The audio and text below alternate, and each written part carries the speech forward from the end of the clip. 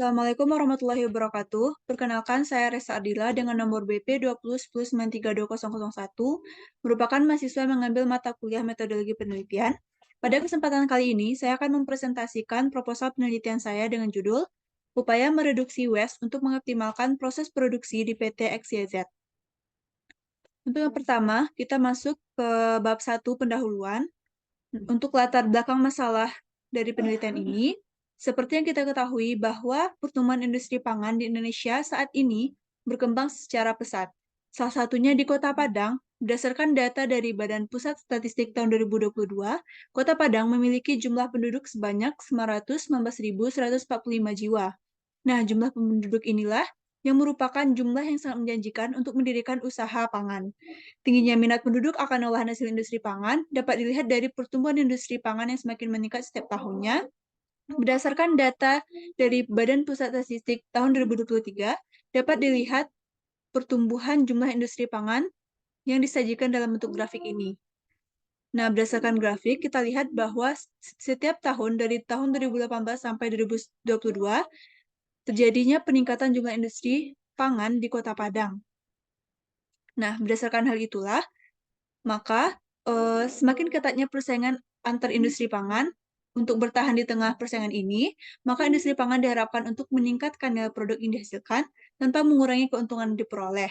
Industri pangan dapat mencapai hal tersebut dengan menjalankan proses produksi yang efektif dan efisien. Proses produksi yang efektif dan efisien ditandai dengan tidak adanya waste selama proses produksi berlangsung. Oleh karena itu, perlu dilakukannya upaya reduksi waste terhadap industri pangan dengan melakukan pendekatan lean manufacturing agar tercapainya proses produksi yang optimal. Nah, berdasarkan penjelasan dari latar belakang tadi, maka rumusan masalah untuk penelitian ini adalah bagaimana upaya mereduksi waste untuk mengoptimalkan proses produksi di PT XYZ. Untuk tujuan penelitiannya didasarkan pada rumusan masalah. Tujuan dari penelitian ini adalah untuk mengetahui upaya mereduksi waste untuk mengoptimalkan proses produksi pada PT XYZ. Untuk batasan masalah dari penelitian ini, yang pertama, penelitian dilakukan pada proses produksi di PT XYZ, dan yang kedua, pembahasan difokuskan pada jenis waste yang berdampak besar pada keberlangsungan proses produksi. Selanjutnya, sistematika penulisan dari penelitian.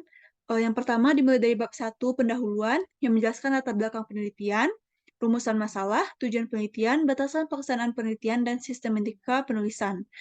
Bab 2 berupa tinjauan pustaka yang menjelaskan mengenai teori-teori yang relevan dengan permasalahan penelitian yang diangkat, yang mana teori-teori yang digunakan bersumber dari jurnal, buku, artikel, ataupun dari penelitian sebelumnya.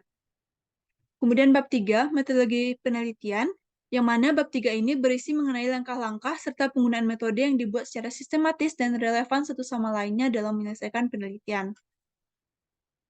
Kemudian bab 4, pengumpulan dan pengolahan data. Bab 4 ini berisi data-data yang dibutuhkan dalam penelitian yang diperoleh melalui wawancara, observasi, ataupun data sekunder perusahaan, dan pengolahan data menggunakan metode yang sesuai. Kemudian bab 5, analisis, yang berisi mengenai penjelasan dari hasil pengolahan data yang telah dilakukan.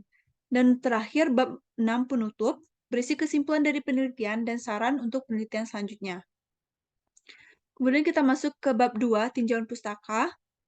Nah, tinjauan pustaka ini kita mengambil teori-teori yang relevan dengan penelitian kita, yang mana penelitian ini menggunakan pendekatan lean manufacturing. Tentu saja kita harus paham terlebih dahulu mengenai lean manufacturing. Yang mana lean manufacturing itu adalah sebuah metode yang digunakan untuk mengidentifikasi dan menghilangkan pemborosan atau aktivitas yang tidak sesuai, ditingkatkan melalui perbaikan terus-menerus melalui aliran produk dan informasi melalui ekstraksi sistem. Nah, dari pendekatan lean manufacturing ini terdapat 3 aktivitas. Yang pertama itu aktivitas bernilai tambah atau aktivitas yang dilakukan untuk menghasilkan produk yang memberikan nilai tambah pada produk. Yang kedua ada aktivitas tidak bernilai tambah, non-value added activity, merupakan aktivitas yang dilakukan cuman tidak memberikan hasil pada produknya. Dan yang ketiga ada necessary non-value added activity. Merupakan aktivitas yang diperlukan tetapi tidak memiliki nilai tambah bagi produk. Kemudian untuk teori selanjutnya kita masuk kepada waste atau pemborosan. yang mana waste merupakan, eee, pemborosan yang terjadi selama berlangsungnya proses produksi yang terbagi atas 2 tipe. Yang pertama type 1 waste, tipe pertama waste, merupakan aktivitas kerja yang tidak menciptakan nilai tambah pada proses transformasi input menjadi output sepanjang proses.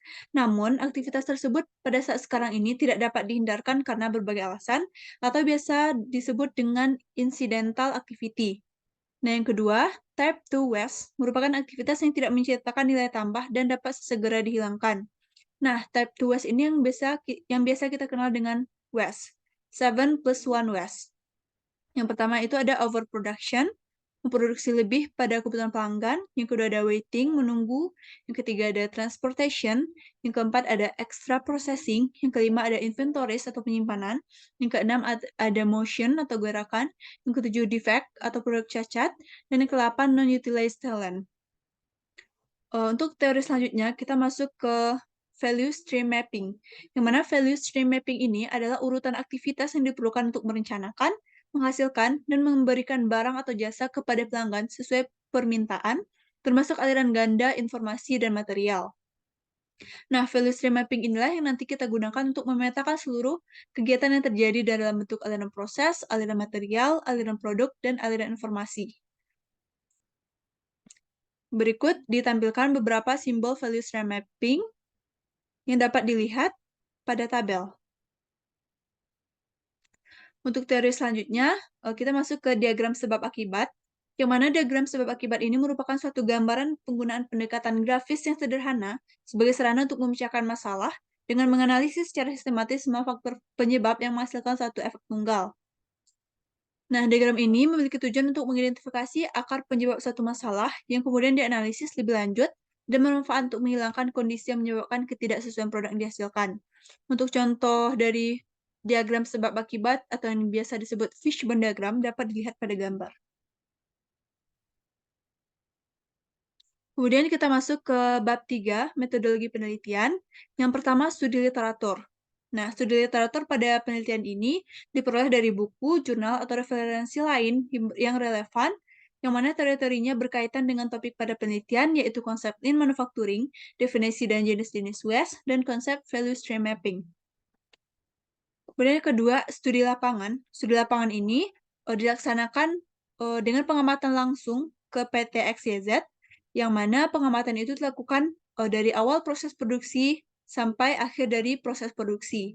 Selain itu juga dilakukan wawancara kepada kepala produksi mengenai waste yang menghambat keberlangsungan produksi. Kemudian yang ketiga, identifikasi masalah. Nah, identifikasi masalah dilakukan setelah dilakukannya studi literatur dan studi lapangan adalah dalam pelaksanaan proses produksi, terdapat dua yang menjadi salah satu faktor penghambat tidak optimalnya keberlangsungan proses produksi. Kemudian yang keempat, pemilihan metode. Nah, berdasarkan permasalahan-permasalahan yang telah diuraikan tadi, maka metode yang tepat untuk menyelesaikan permasalahan ini adalah menggunakan metode pendekatan lean manufacturing dengan metode value stream mapping.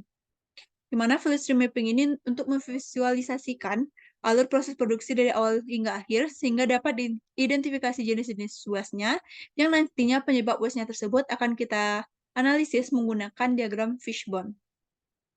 Kemudian masuk ke pengumpulan data. Data yang dikumpulkan di sini ada dua, data primer dan data sekunder. Data primer ini merupakan data yang dihimpun langsung oleh peneliti, yang mana pada penelitian ini data primernya adalah alur produksi dari awal hingga akhir, dan aktivitas-aktivitas yang dilakukan dalam setiap proses produksi. Sedangkan data sekunder pada penelitian ini merupakan data aktual yang telah dihitung oleh perusahaan sebelumnya pada setiap proses produksi. Kemudian yang keenam, pengolahan data. Pada tahap pengolahan data ini, data yang dikumpulkan, kemudian kita olah untuk menyelesaikan permasalahan dengan langkah-langkahnya. Yang pertama, identifikasi waste yang terdapat pada proses produksi. Yang kedua, menentukan faktor penyebab terjadinya waste dalam proses produksi. Yang ketiga, memberikan upaya untuk mereduksi waste agar teroptimalnya proses produksi yang akan dijalankan oleh perusahaan. Kemudian kita masuk ke analisis, yang mana analisis dilakukan terhadap data yang telah diolah sebelumnya. Analisis dilakukan terhadap jenis-jenis waste yang teridentifikasi pada proses produksi, dilakukan dengan menggunakan diagram fishbone untuk menentukan penyebab terjadinya waste. Kemudian, Setelah dianalisis, diberikan upaya-upaya untuk mereduksi waste-waste tersebut. Kemudian yang ke-8 penutup, berisi kesimpulan dan saran, kesimpulan untuk penelitian ini dan saran untuk penelitian selanjutnya. Kemudian yang terakhir berupa flowchart penelitian. Flowchart penelitian dapat dilihat, yang pertama memulai penelitian, kemudian ke studi literatur dan studi lapangan. Setelah melakukan studi literatur dan studi lapangan, kemudian kita dapat, melakukan perumusan masalahnya. Setelah diketahui masalahnya, kita melakukan pemilihan metode. Setelah itu kumpulkan data, kemudian data yang telah dikumpulkan diolah. Setelah itu dilakukan analisis dan pembahasan berdasarkan hasil dari pengolahan data. Kemudian penutup, dengan menjabarkan kesimpulan dan dari penulisan dan saran untuk penulisan selanjutnya, dan selesai. Mungkin sekian. Baik, sekian presentasi saya pada hari ini. Apabila ada kesalahan, mohon maaf. Wabillahi taufiq wal hidayah. Assalamualaikum warahmatullahi wabarakatuh.